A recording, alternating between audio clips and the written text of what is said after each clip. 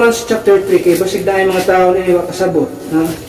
Gusto naman yung pasabot karon nga klase sa gitawag og kining statement. Romans 3:25. It says, whom God hath set forth to be a propitiation through faith in His blood. So ang propitiation din si Jesus Christ. The word propitiation means an act of appeasing wrath. Pasabot ang kapungot sa Ginoo, mawala siya through propitiation. So ang propitiation is Jesus Christ, the blood of Christ. So we should have faith in His blood. Muna itong salvation. Iyon sa diha, to declare His righteousness for the remission of sins. The word remission, ito nang hisutan tumilabay nga Sunday, about the dispensational forgiveness. The word remission means the removal of our sins. Pero nga na-insulted niya, the remission of sins that are past. Ano man na? Subot ba ng atong present and future sins wala na remove? Ingon kinapasaylo tas Ginoo, all our trespasses ipasaylo sa Ginoo. Yan ang remove sa Ginoo is our past sins. What happened to our present future sins? So, ang explanation mo na siya, ang remove sa Ginoo is the past sins na to. Before sa itong kaluwasan, before ito naluwas, naatay, gitawag og ato ang soul, muna itabo sa tao.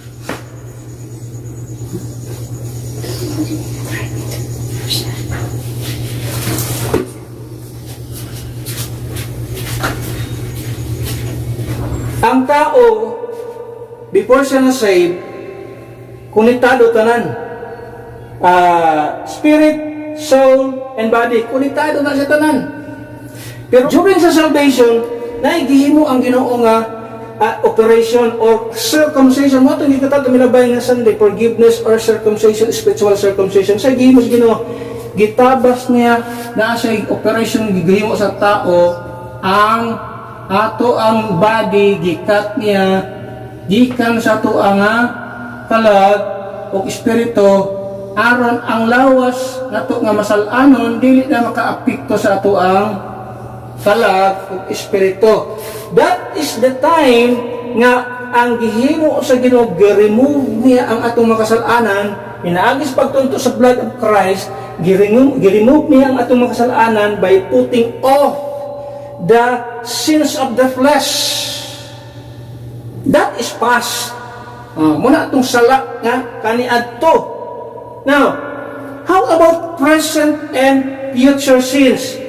Ang mahimo karon nga sala sa present and future na alang sa lawas. Pero di siya makaapekto sa kalag o sa espiritu. So, wala na kinahanglan pang i-remove kay ang kanang sala nga mahimo nato in the present and in the future wa man siya makaapekto sa kalag. No need to remove. Wala man siya nakaparte sa espiritu o sa kalag sa tao. So ang na-remove sa ato ang gitawag ang nasala sa atong kinabuhi is the past sins before sa salvation.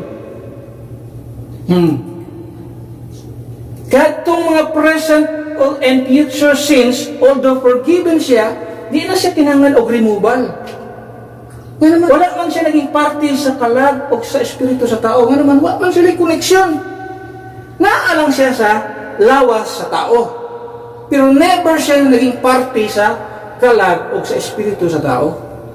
Ang naging party lang sa kalag o sa espiritu sa tao, katong mga past sins, o pasabot, pre-salvation o katong mga sala na ito nga nahimo, sala sa itong kinabuhi, nga wala pa ta makabaton sa kaluwasan. Mo ito'y naging party sa ito ang kalag o sa itong espiritu. Mao itong gi-remove sa Ginoo, kaya naging party ito sa kalag o sa itong espiritu by circumcising or by having an operation, himog operation na gihustong kinabuhi, gikat niya ang ato ang flesh, sinful flesh, gikan sa pagka-apekto niya sa tuang kalag. Manang nahitabo sa Biblia, ang insulto niya dire.